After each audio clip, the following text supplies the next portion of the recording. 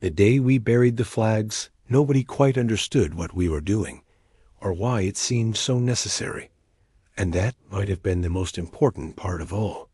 It started with Thomas, though Thomas would have been the first to say that it didn't start with him, that he was simply responding to something that had already been set in motion, that he was listening to something that most people had stopped hearing a long time ago.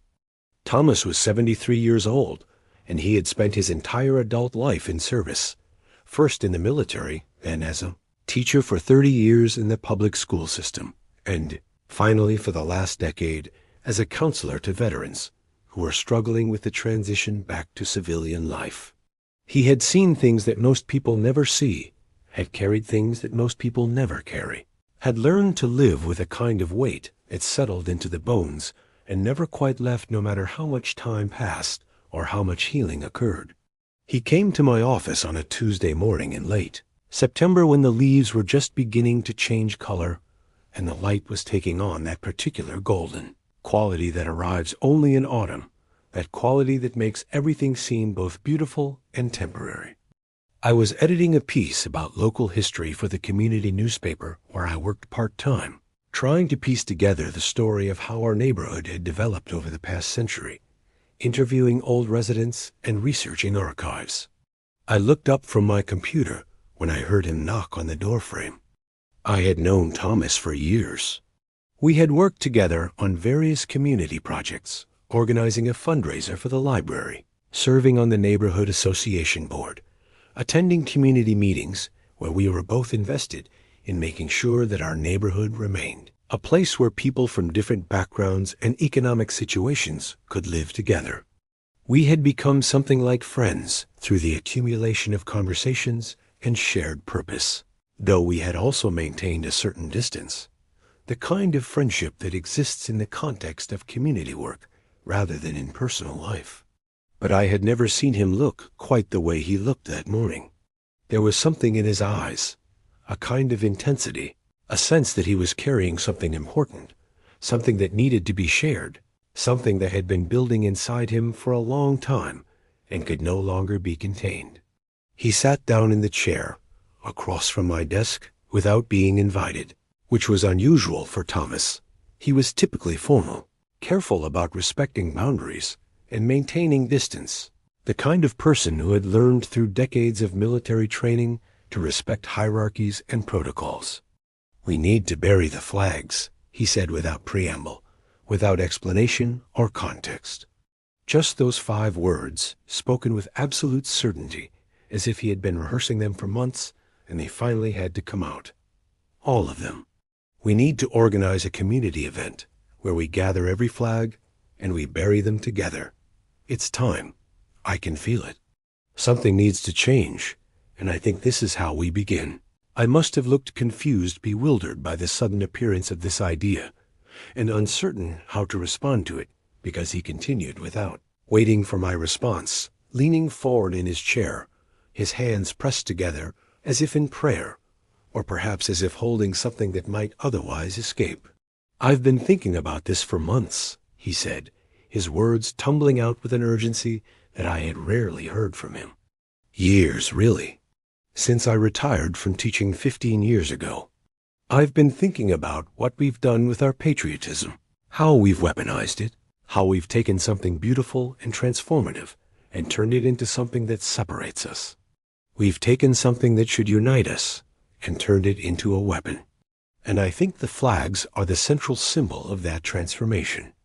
Not because there's anything wrong with flags themselves, with the physical objects, but because of what we've done with them, the way we use them, the way we've turned them into something about winning and losing, about proving loyalty, about determining who belongs and who doesn't." He paused, and his expression softened slightly as he continued. "When I was in the military," he said, "I understood the flag in a particular way.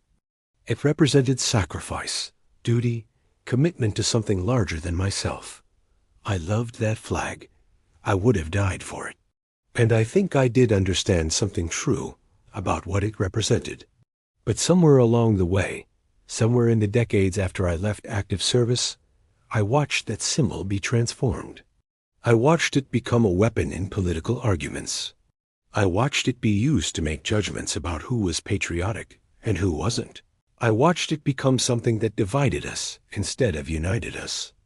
Thomas, I said carefully, trying to understand what he was proposing, trying to imagine how one would even begin to organize such a thing. I'm not sure I follow. Are you suggesting we somehow get people to hand over their flags and bury them?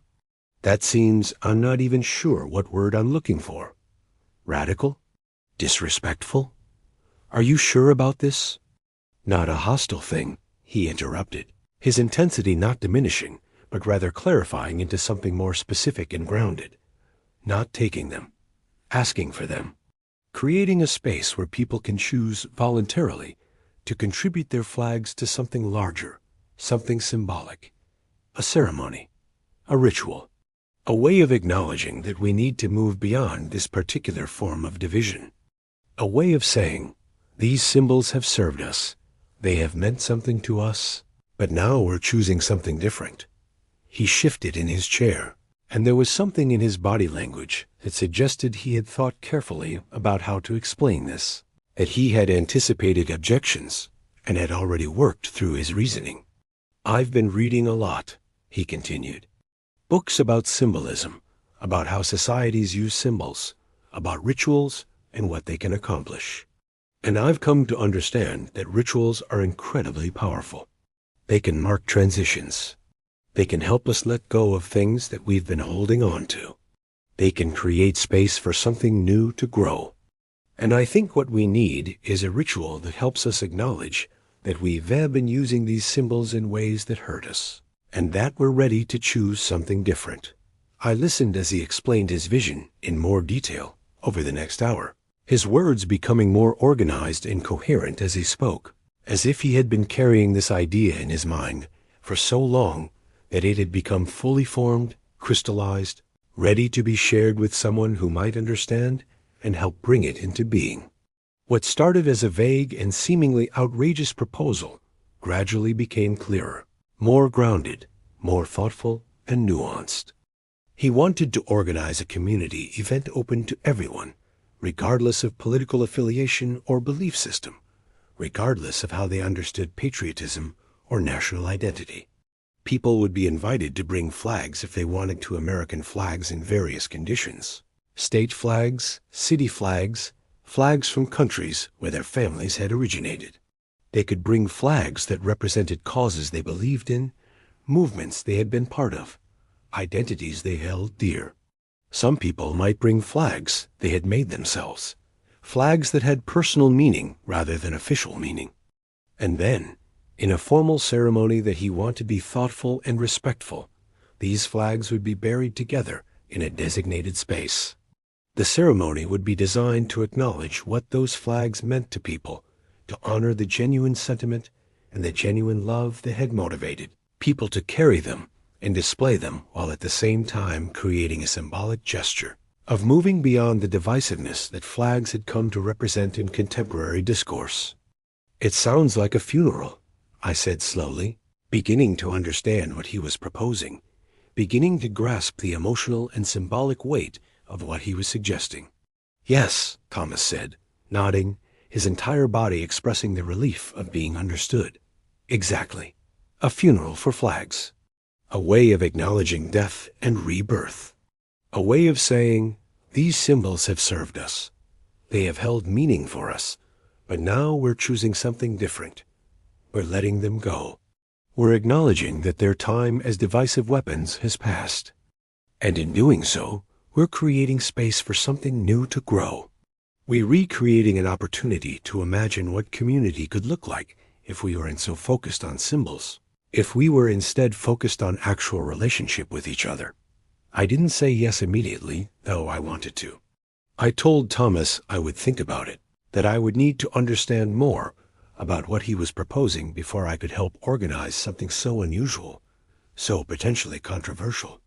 I had a responsibility as someone who worked in media and who had relationships with people across the political spectrum, and I needed to be thoughtful about what I was being asked to participate in.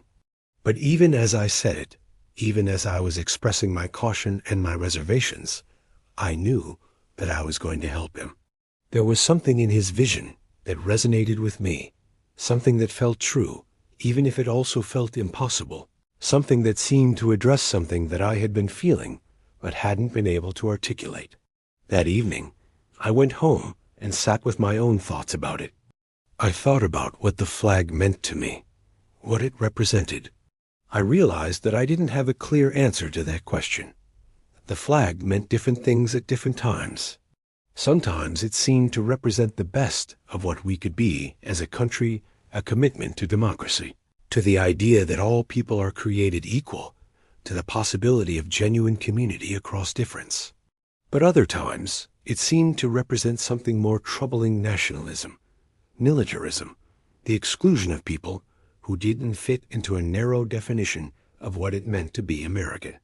I thought about how I had seen the flag used in arguments, how I had seen it waved in ways that seemed to suggest that the person waving it had a superior understanding of patriotism, a more authentic connection to what it meant to be American. I thought about how divisive it had become, how it had moved from being a unifying symbol to being something that seemed to divide people into camps. Those who respected the flag in an official way, those who didn't, those who protested against it, those who saw that protest as disrespectful.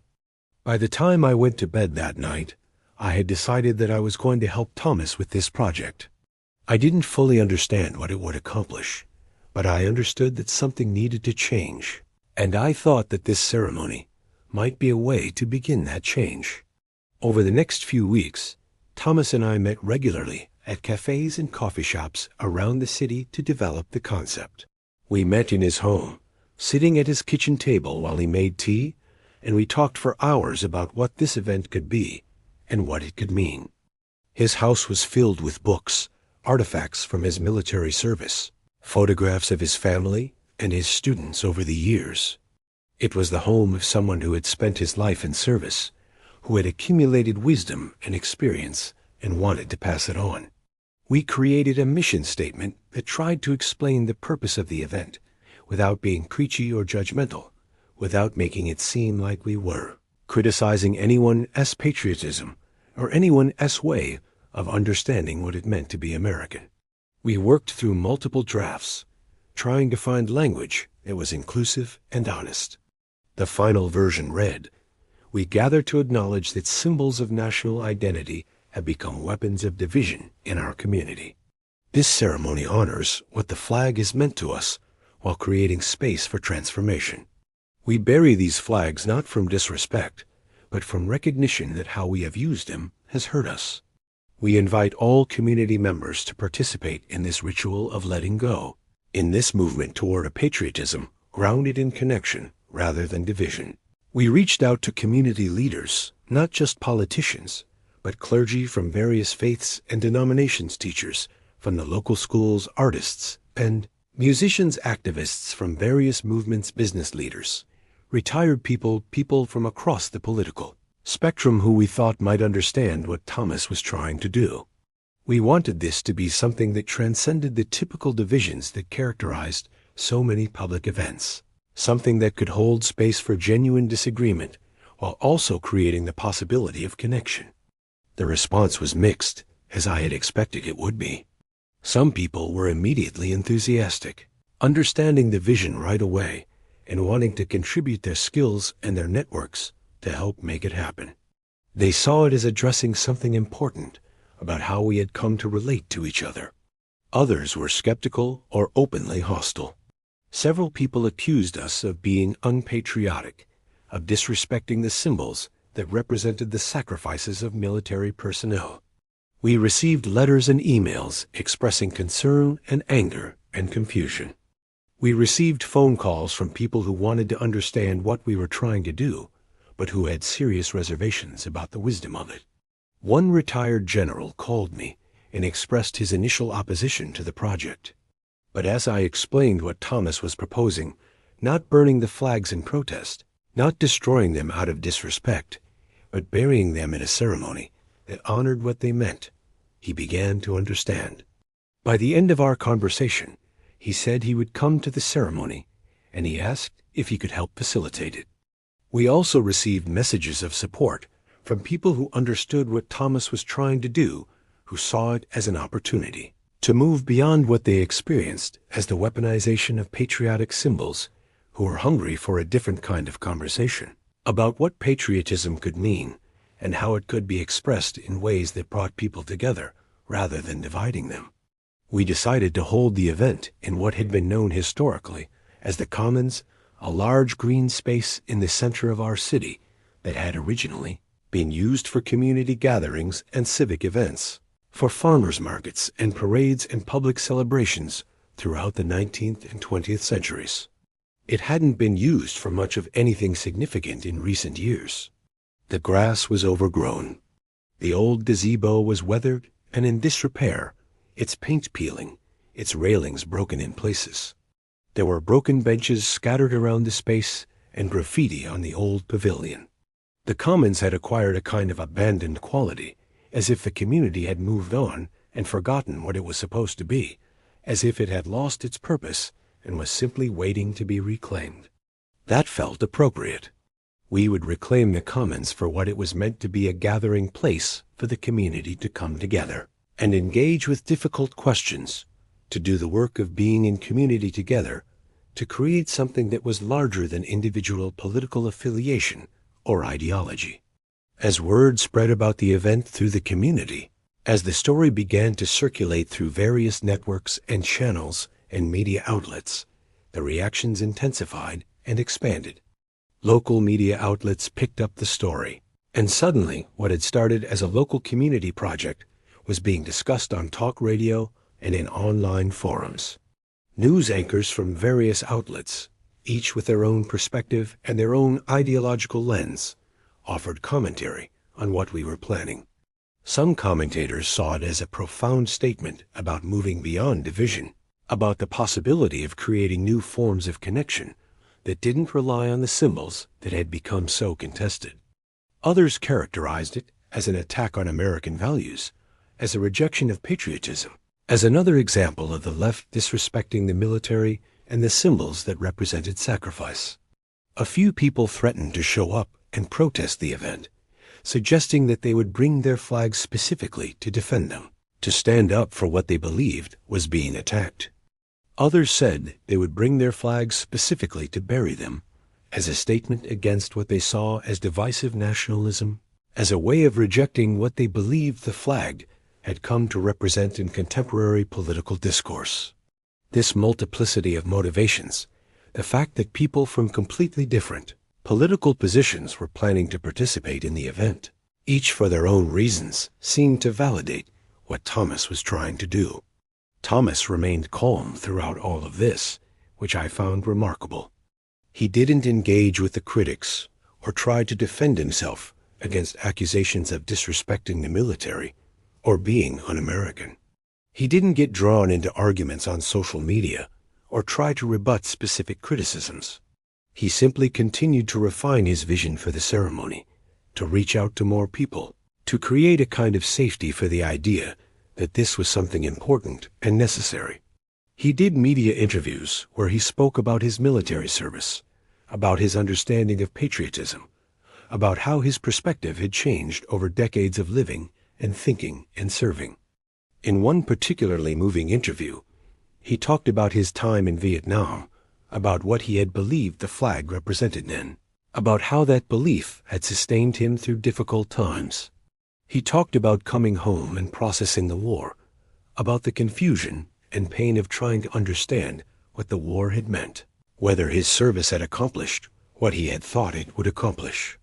He talked about how that confusion had gradually evolved into an understanding that patriotism meant something different than he had originally thought, that it was about love for country and commitment to community, not about loyalty to symbols or about proving that one's patriotism was authentic. The flag, he said in one interview that was widely circulated on social media and discussed on news programs, is supposed to represent the idea that we are all part of something together, something larger than ourselves, something worth sacrificing for. When I was young, I understood it that way, and that understanding helped me get through very difficult times. But over the decades, I've watched that symbol be transformed. It's been used to divide us. It's been turned into a way of saying, if you display the flag this way, if you treat it this way, you're one kind of American. If you display it that way, if you show it disrespect, you're another kind. If you don't display it, if you don't show sufficient reverence to it, you're not a real American at all. We've taken a symbol that should unite us and turned it into something that separates us, that makes judgments about who belongs and who doesn't. And I think it's time to acknowledge that and to try something different. Not to destroy the flag or to disrespect it, but to recognize that the way we're using it is hurting us and to choose a different path. The day of the ceremony arrived cold and gray, with a threat of rain in the air that gave everything a sense of urgency and weight. The forecast called for possible precipitation, and there was a kind of tension in the atmosphere, both meteorological and emotional. We had set up the commons with a large open space in the center where people could gather, and we had arranged for a large tent in case the weather became severe, in case the rain came and made the ceremony uncomfortable. We had arranged chairs in a large semicircle so that people could see each other.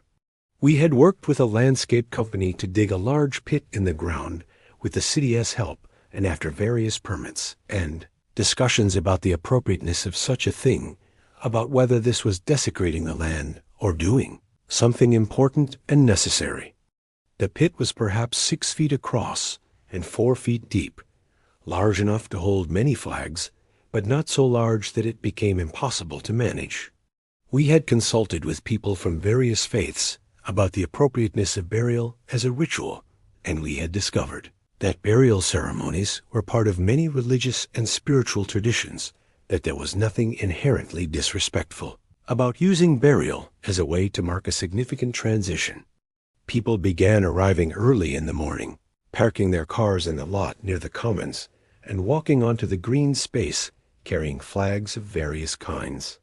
I didn't know what to expect, whether anyone would actually come, whether the controversy might keep people away out of fear or disagreement, whether we would end up being a small group of idealists trying to make something happen that nobody wanted.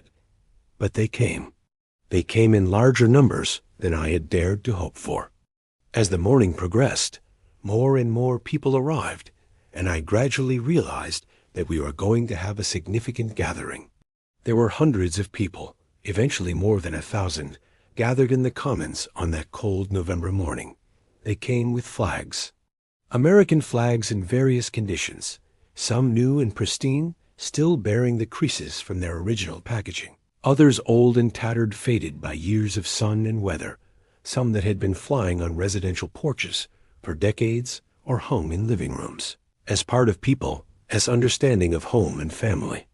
Some of the American flags had been damaged or altered. They had been painted on or modified in some way. People brought state flags, city flags, flags from countries where their families had originated, carrying flags that represented migration and displacement and journey and the complex histories that had brought them to this place. They brought flags with personal meaning, flags that represented causes they believed in, movements they had been part of, identities they held dear. A woman brought a rainbow flag that she had carried at pride parades. A man brought a flag from his country of origin, a flag from a place he had loved and had to leave. Someone brought a flag that had been flown at a historic demonstration or protest. Another person brought a flag that their grandparent had carried in the Thide military during World War II. Another person brought a flag they had made themselves, a flag that represented their own understanding of what patriotism meant to them. The diversity of flags was remarkable. They told stories of immigration and civil rights, of war and peace, of identity and belonging. What surprised me most was the diversity of the crowd and the genuine emotion that so many people were carrying about this event. There were people from every part of the political spectrum. People who were clearly conservative wearing American flag pins, speaking reverently about their love for country. People who were clearly progressive wearing activist T-shirts, speaking about social justice. people who seemed to defy easy categorization.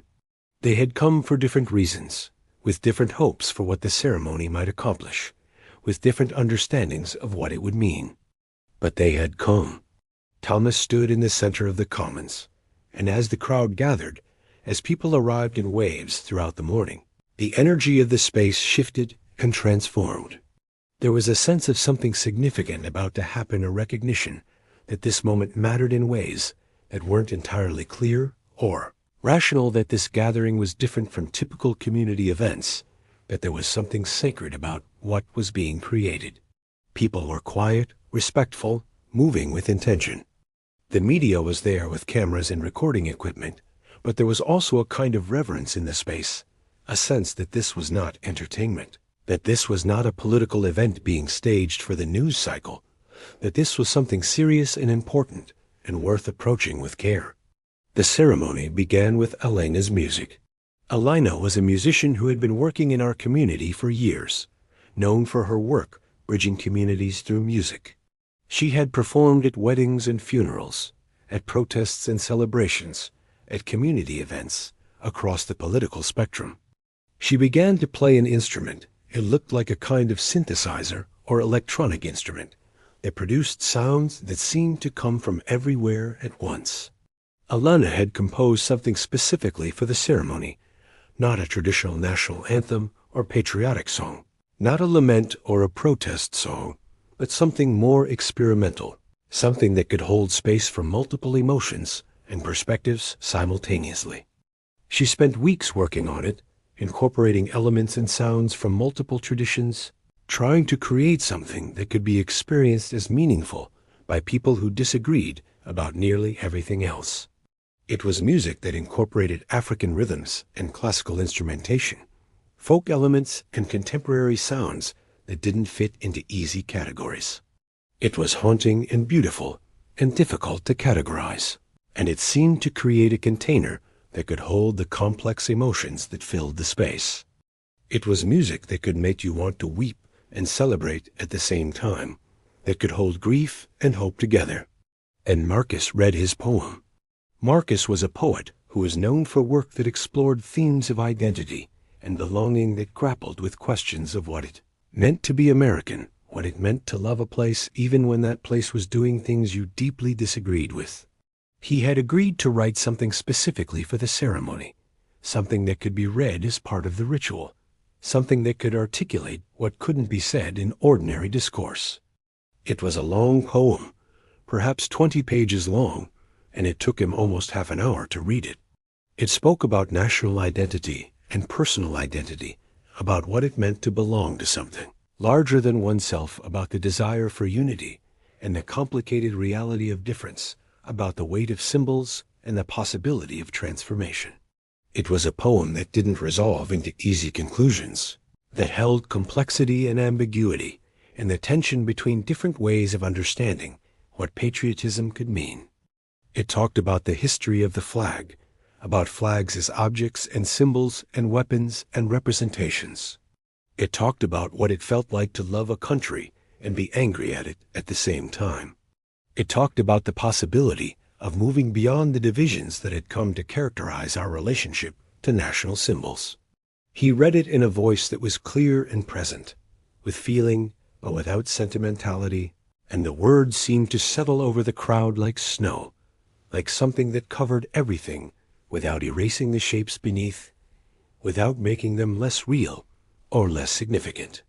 People stood or sat in absolute silence, listening, taking in the words, feeling them land in their hearts and minds. When he was done reading, Thomas stood and spoke. He was wearing a suit that seemed to suggest formality, respect for the occasion. His voice was steady and clear, and he spoke without notes, without reading from a text. He talked about his military service, about what patriotism had meant to him as a young man, about the clarity of purpose that had come from understanding the flag as representing sacrifice for a common good. He talked about his first deployment, about the intensity of feeling when he first marched in formation beneath the flag, about the way that symbol had seemed to hold everything he believed in, everything he was willing to give his life for.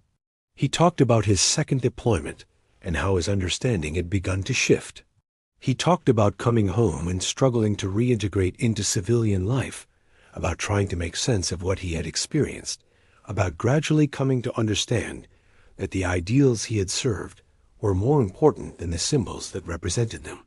He talked about how his understanding had evolved over the decades, about how he had worked as a teacher and had watched young people struggling with questions of identity and belonging, about how he had later worked with veterans and had listened to their stories of confusion and pain about what the flag meant, about how their service was being understood or misunderstood in the political landscape. He talked about the pain of seeing the flag, something he had risked his life for, something he had been willing to die for, being turned into a weapon of division. He talked about conversations he had had with other veterans, about how many of them felt similarly, that they had served because they believed in something larger than themselves, and now that symbol was being used in ways that felt like a betrayal of that purpose. He talked about marching in parades and feeling conflicted about it, about seeing the flag used in political rallies and feeling a kind of disgust, about realizing that the symbol had been hijacked, had been turned into something he no longer recognized. Today, he said, we're not saying that flags don't matter. We're not saying that patriotism is wrong or that national identity should be abandoned. We're saying something different. We're saying that the way we've been using these symbols is hurting us. We're saying that it's time to try a different approach. We're saying that we can honor what these symbols meant without continuing to let them divide us. He paused, and there was a kind of tenderness in his expression, a sense that he was about to say something deeply personal. The flags, he said, are not the problem. We are. We have invested these flags with so much of our pain and our fear and our anger. We have used them as weapons. And today, we're acknowledging that. We're not destroying the flags out of disrespect. We're burying them as a way of saying, we acknowledge the sacredness of what they represent, but we're ready to move beyond using them as a way to determine who belongs and who doesn't. We are ready to move beyond using them as a weapon against each other. Then came the part that nobody quite knew how to navigate, the actual burying of the flags. Thomas had organized it so that families or individuals could come forward and place their flags in the pit, if they chose to. We didn't want to force anyone to hand over their flags. We didn't want this to become coercive or aggressive. This was supposed to be voluntary, meaningful, a choice that people made freely, without pressure or judgment. But there was something about standing at the edge of that pit, about the weight of what we were doing, about the finality of placing something into the ground that made people hesitate. Some people stepped forward immediately, walking to the edge of the pit and placing their flags carefully in the ground. They seemed almost eager, as if they had been waiting for permission to let something go. Others stood back, watching, trying to understand their own feelings about it, trying to decide whether this was something they wanted to participate in. One elderly woman, who was probably in her 80s, came forward with an American flag that looked like it had been flying on a porch for many years. It was faded and worn, the colors somewhat washed out, but she held it carefully, reverently, as if it were a precious object, as if holding it was holding something sacred. When she reached the edge of the pit, she didn't place it immediately. Instead, she stood there for what felt like a long time, holding the flag, looking down at the hole beneath her, her face working through a complex array of emotions. The crowd became quiet, sensing something significant about to happen. Even the wind seemed to hold its breath. I don't know if I can do this, she said, speaking to no one in particular, but somehow addressing the entire crowd, her voice carrying across the space, capturing the attention of everyone who could hear her. There was a quaver in her voice, a sense that she was struggling with something profound. This flag has been on my home for 40 years. My husband served in Vietnam. He didn't come back the same as when he left. When he came home, something in him had been broken by what he had experienced. This flag was always part of how I understood what he had sacrificed, what it had meant. I'm not sure I'm ready to let that go. I'm not sure I'm ready to put this in the ground." She paused, and there were tears running down her face now, tears that seemed to carry decades of emotion and experience. When my husband was alive, that flag was my way of honoring his sacrifice. Even though I was angry about the war, even though I didn't support the war, even though I had organized protests against it, the flag was my way of saying, "I honor your service, even though I question whether this war was right." And now that he's gone, his flag is one of my last connections to him. Thomas walked over to her and stood beside her, not trying to convince her, not trying to persuade her to do anything she wasn't ready to do, just standing there in solidarity, sharing the weight of the moment. "You don't have to," he said quietly, his voice gentle and firm at the same time. "This isn't about forcing anyone to do anything. This isn't about making everyone feel the same way about their flags or their patriotism. If your flag is too meaningful, if it is connected to things that matter to you in ways that feel too intimate to put in a hole in the ground, then you take it home with you. That's okay. That's completely okay." That is part of what this is about, acknowledging what these symbols mean to us without trying to make everyone feel the same way about them. The woman stood there a moment longer, processing, working through something internal that seemed almost unbearable. Then, slowly, she lowered the flag into the pit. As she did, she let out a kind of wail, a sound of grief that seemed to come from somewhere very deep, somewhere that had been holding this emotion for a very long time. She placed the flag gently on the ground in the pit, and then she stepped back. She was crying, her shoulders shaking, but there was something peaceful about her face, something resolved, something that suggested she had made a choice that was right for her, that made sense in the context of her own story, that had freed her from something she had been carrying. When she walked back toward the crowd, several people embraced her, holding her, acknowledging the weight of what she had just done, offering support and recognition and a kind of witness to her transformation. Some of these people were strangers to her, people she had never met before, people from different political perspectives and different life experiences, but people who had been moved by what they had witnessed, who recognized in her grief their own complicated relationship with symbols and patriotism. After that first woman, after that initial breaking open, more people came forward. Not everyone. There were many people who stood back and watched without participating, who chose to keep their flags, or who didn't feel called to participate in the ritual. But many people came forward. They placed their flags in the pit. Some of them spoke as they did so, explaining why they were doing this, what their flags had meant to them, why they felt like it was time to let them go. A man who looked like he was in his 60s came forward wearing a Marine Corps tattoo on his arm. He talked about being a Marine and about how he realized that his identity as patriot was larger than a single symbol, that his commitment to country was something that lived inside him and didn't need to be proven through loyalty to a piece of cloth.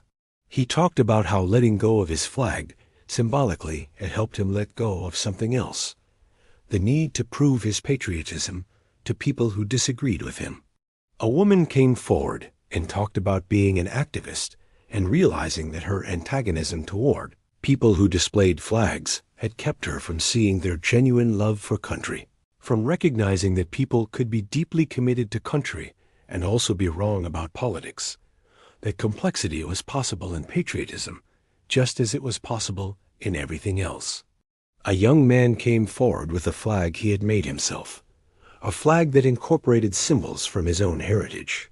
He talked about wanting to bury his own constructed flag, to let go of his attempt to create a patriotism that felt authentic to him, and to instead try to find common ground with people who understood patriotism differently. Others came silently, placing their flags and walking back without words, the ceremony having its own rhythm and pace, no pressure, no expectation. People were making real choices about whether to participate, what to share, what to say.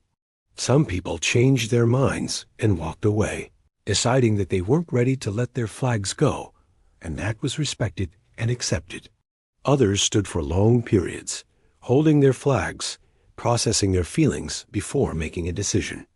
I was struck by the diversity of the flags that accumulated in the pit.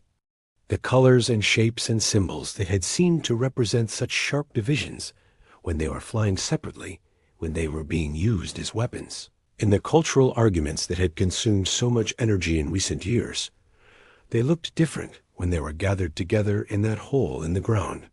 They looked like they were part of something, like they were becoming something new through the act of being gathered together.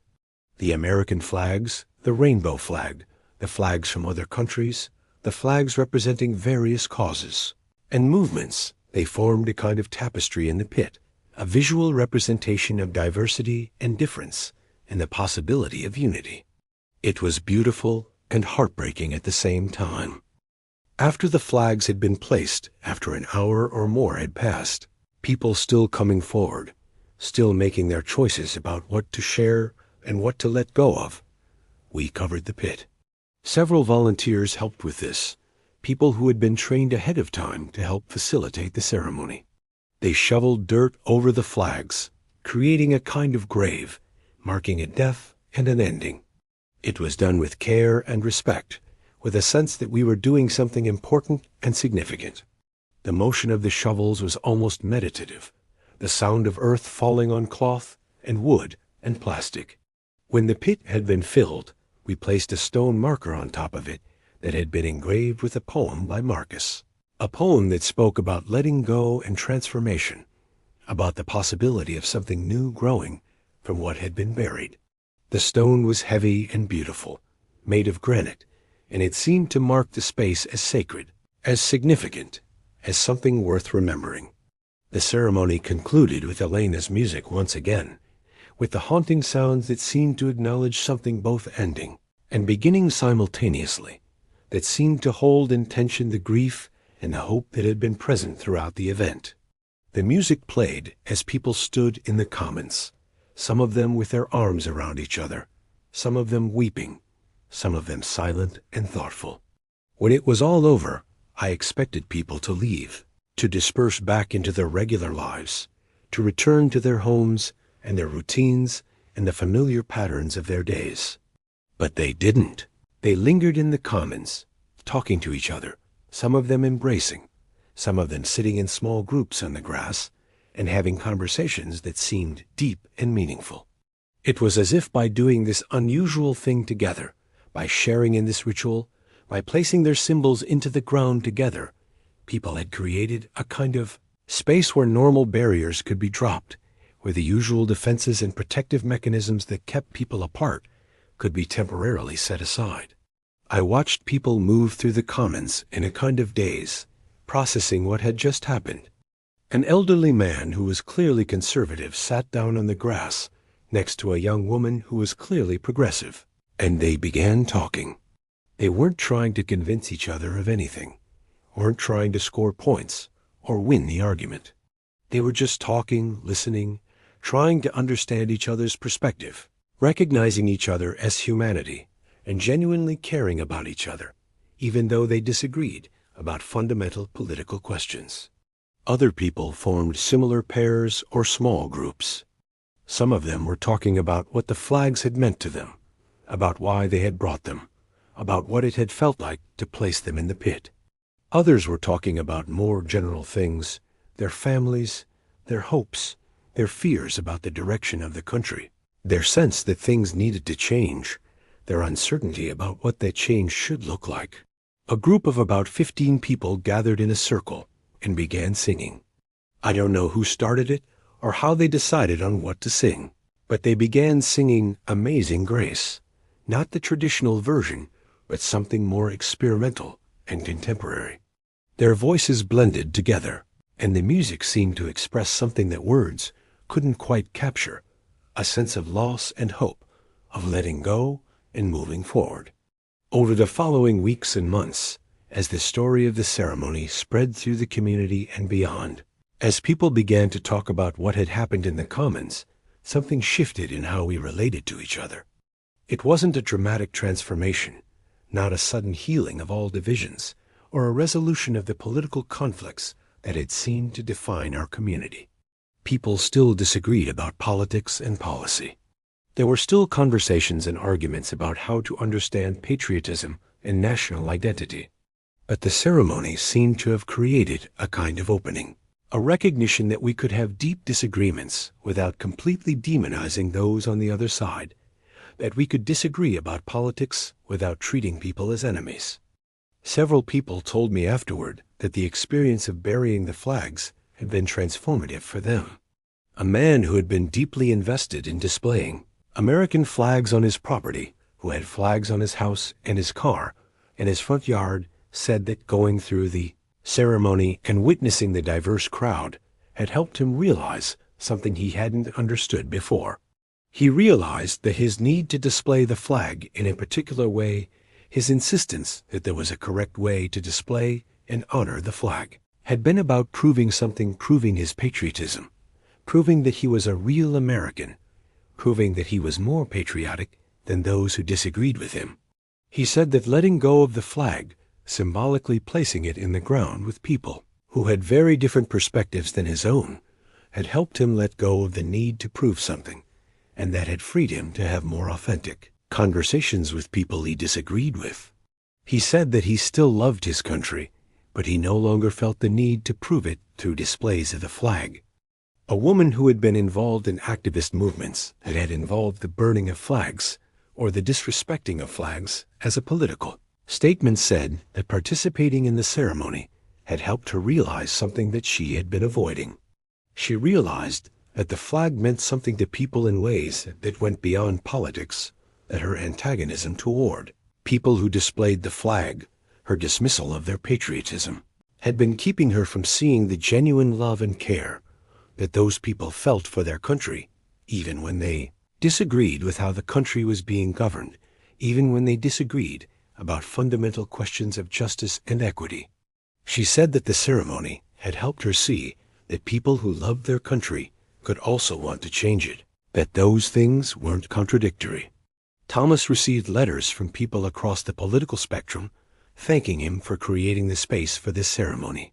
Some of them said they didn't necessarily agree with everything about it, but that they appreciated the thoughtfulness, the respect, the attempt to move beyond division. They said it had changed how they thought about patriotism, how they thought about national identity, how they thought about people who disagreed with them. They said it had given them hope that change was possible, that we could move beyond the divisiveness that had seemed so intractable. A few months after the ceremony, the community made a decision to plant trees over the spot where the flags had been buried. Several people volunteered to help with this work, the same kind of diverse group that had attended the ceremony, people from different political perspectives, working together to create something that would grow from where something had been buried. We selected native trees, trees that would thrive in our climate, trees that would provide shade and beauty and habitat for birds and other wildlife. The day we planted the trees was a celebration. Families came, including children who hadn't been present for the flag burial ceremony. People worked together to dig holes and plant seedlings. There was something joyful about it, something hopeful. We were literally planting the future, creating something new from what had been released. The commons began to be used more regularly for community events after that. The gazebo was repaired and renovated, painted fresh and restored to its original beauty. Broken benches were replaced. Graffiti was removed. The space, which had been abandoned and forgotten for years, came back to life as a place where people gathered, as a place where community happened. The city installed new lighting and paths. Volunteers began maintaining the grass and the plantings. What had been a forgotten space became a destination, a place where people wanted to spend time. Within a year, the Commons was hosting weekly farmers markets, yoga classes on summer mornings, community concerts, festivals, and gatherings. It became a true Commons again, a space that belonged to the community and was used by the community. And underneath the trees that we had planted, the flags lay buried, part of the foundation of this renewed space. I was interviewing Thomas for an article about the community's transformation, about what had changed in the months and years following the ceremony, when he said something that stuck with me deeply. He was talking about why he thought the ceremony had been important, what he had hoped it would accomplish, what he thought it had accomplished. The flags never mattered, he said slowly, as if arriving at this conclusion even as he spoke it, as if understanding something that he hadn't fully articulated before. Not really. Not fundamentally. What mattered was what the flags represented: our desire to belong to something, our commitment to shared values, our hope that we could be part of a community that was greater than ourselves. But we mistakenly thought that the symbols were the important things. We spent so much energy fighting about flags, arguing about how they should be displayed, determining who was patriotic and who wasn't based on their relationship to flags. But the symbols were never the important things. The important things were the feelings, the connections, the shared understanding that we're all in this together. He paused, and there was something in his expression that suggested he was thinking about something beyond what he had just said, thinking about the larger implications of what the ceremony had demonstrated. When we buried the flags, he continued, we were really doing something else. We were acknowledging that we had been trying to solve relational problems with symbolic solutions. We had been arguing about flags instead of talking to each other. We had been focused on symbols instead of being present with each other. The ceremony was a way of saying, let us put away the symbols and see if we can find the real connection underneath. Let's acknowledge what the symbols meant to us, but let's not let them be the things that keep us apart. Let's use this ritual to mark a transition, to acknowledge that we're ready to move beyond this particular form of division. Years later, long after the ceremony had become a memory, the story was still having ripples in the community and beyond. New residents would hear about the day we buried the flags and would be drawn to the city because of what it represented, a place where people were trying to move beyond division, where community was being prioritized over ideology, where connection was being actively cultivated, even in the face of deep disagreement. The story was featured in magazines and newspapers, was discussed in academic papers about civic engagement and community building, was cited as an example of how communities could move beyond polarization. Some people criticized the ceremony in retrospect, arguing that it had been performative, that it hadn't actually changed anything fundamental about how people related to each other. Some people said that focusing on symbols distracted from the real work of addressing systemic inequality and injustice. Others argued that the ceremony had been disrespectful to the military and to those who had sacrificed for the country. These criticisms had merit, and Thomas and I never argued that the ceremony had solved all problems or that it was a substitute for the hard work of addressing real inequalities and injustices. But what we did understand was that the ceremony had created something important, a moment of collective recognition that the way we had been relating to each other was no longer serving us, that we needed to try something different. The ceremony had been a beginning, not an ending. It had opened a door that had been closed, created a space where new possibilities could emerge. For me, what remained most vivid was the image of that woman placing her flag in the pit, tears running down her face, held and supported by the crowd as she made what seemed like an impossible choice. That moment, more than anything else, captured what Thomas had been trying to accomplish. It wasn't about forcing anyone to agree with a particular ideology. It wasn't about declaring victory for one political perspective over another. It was about creating a space where people could honor what their symbols meant to them while also choosing something different, something that went beyond the divisiveness that those symbols had come to represent in contemporary discourse. Thomas passed away 5 years after the ceremony, at the age of 78. He had continued to serve the community in various capacities, continuing to work with veterans, continuing to facilitate conversations about patriotism and national identity, continuing to counsel people who were struggling with the transition from military to civilian life. He had remained active and engaged right up until his death, committed to the work of helping people move beyond division and toward connection. When he died, the community held another ceremony in the Commons.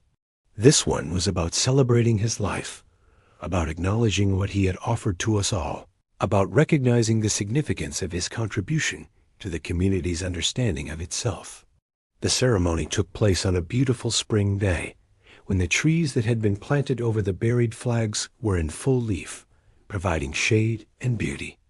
People spoke about how the flag ceremony had changed them, how it had helped them move beyond positions they had been locked into, how it had opened them to the possibility that we could be different with each other, that we could disagree without demonizing, that we could hold complexity and nuance in our thinking and conversation. People talked about how Thomas had modeled a different way of being patriotic, one that was grounded in love rather than in fear, one that was inclusive rather than divisive, one that recognized that disagreement and difference were part of what it meant to be in community together. The retired general who had initially opposed the flag ceremony spoke about how Thomas had changed his mind, how he had helped him understand that honoring sacrifice didn't require using symbols as weapons, that true patriotism meant creating the conditions for people to live together in peace and mutual respect. He talked about how the ceremony had been one of the most meaningful events he had participated in during his long life. Elena performed a new composition that she had created for the occasion, a piece of music that seemed to honor Thomas's life and legacy. Marcus read a new poem about transformation and loss and the ongoing work of building community. And many other people spoke, each offering their own stories of how Thomas had influenced them, how the flag ceremony had changed them, how they were committed to continuing the work that Thomas had started. The trees that had been planted over the buried flags were tall by then, at the 5th anniversary of the ceremony, providing shade and beauty to the Commons. Birds nested in them, singing in the early mornings and late evenings. Children played beneath them, running and laughing, engaging in the ordinary activities of childhood, unaware of the history beneath the ground. People sat on benches that had been installed beneath the trees and read books or ate lunch, or simply spent time in a space that felt peaceful and generative. Young people who had been too young to remember the ceremony came to play in the Commons, came to gather and to celebrate and to mark important moments in their lives.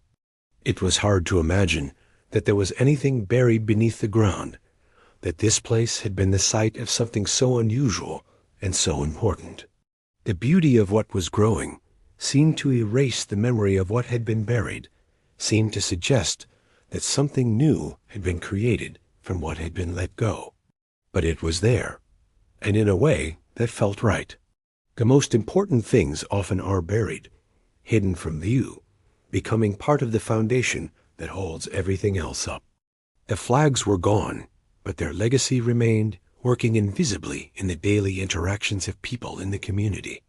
It remained in the way people treated each other with more kindness, in the way conversations became more genuine, in the way the community came together around the shared recognition that we are all struggling with the same questions about how to belong, how to be patriotic, how to honor what came before, while also creating something new. The flags had been buried, and in their place grew something more valuable than any symbol could be, a community that had learned to move beyond what divided it, that had chosen connection over conflict, that had discovered that the real patriotism wasn't about proving loyalty to symbols, but about committing to the difficult, ongoing work of being in relationship with each other across all the boundaries that seemed to divide us. In the years after Thomas's death, the story of the flag ceremony became part of the community's founding mythology. New residents would learn about it. Teachers would talk about it in classrooms. The ceremony would be referenced in speeches and conversations when people wanted to talk about how change was possible, about how communities could move beyond polarization. But perhaps more importantly, the work that Thomas had started, the work of moving beyond symbol-based division and toward relationship-based connection, continued in smaller, less visible ways. The community became known as a place where people from different political perspectives could live together, could work together, could engage in genuine conversation rather than just shouting past each other. This reputation attracted people who were hungry for that kind of community, people who were tired of polarization and wanted to live somewhere that felt different. The Commons became a gathering place, not just for celebrations, but for difficult conversations. The community hosted forums where people discussed political disagreements in structured ways that allowed for genuine listening and understanding. The schools taught conflict resolution and perspective-taking as core competencies. Local organizations worked deliberately to bring together people from different backgrounds and political perspectives. None of this work was easy. There were still conflicts and disagreements. There were still times when people were frustrated and angry with each other. But there was an underlying commitment to the principle that had been embodied in the flag ceremony that it was possible to disagree deeply and still respect and care for each other, that symbols didn't have to divide us, that real community was built through presence and relationship rather than through assertion of ideological purity. The buried flags and their decomposition beneath the earth gradually transformed into something new. In time, they would become part of the soil itself, their material elements breaking down and becoming nutrients for the trees that grew above them. There was something poetic about that transformation, something that felt like a perfect expression of what Thomas had been trying to accomplish, the idea that by letting go of what had divided us, we could create the conditions for something new to grow, for real community to flourish. I would sometimes return to the Commons and stand beneath the trees, thinking about that day when we had gathered to bury the flags. I would think about the woman who had cried as she placed her flag in the ground, about the man who had talked about no longer needing to prove his patriotism, about the young woman who had brought a flag she had made herself. I would think about what it had meant to be part of that gathering, to witness something so unusual and so important. And I would think about Thomas, about his vision and his courage in proposing something that so many people thought was impossible or unwise. I would think about how his willingness to imagine something different had opened the door for others to imagine something different too. I would think about how one person's commitment to moving beyond division had rippled out through the community, changing how people related to each other, creating the conditions for real community to be built. The day we buried the flags was a day when we acknowledged that the way we had been living together wasn't working, that the symbols we had been fighting about were keeping us from genuine connection. It was a day when we chose to let go of something that we had thought was essential, and in doing so, we discovered that what we really needed wasn't the symbols themselves, but the ability to be present with each other across our differences.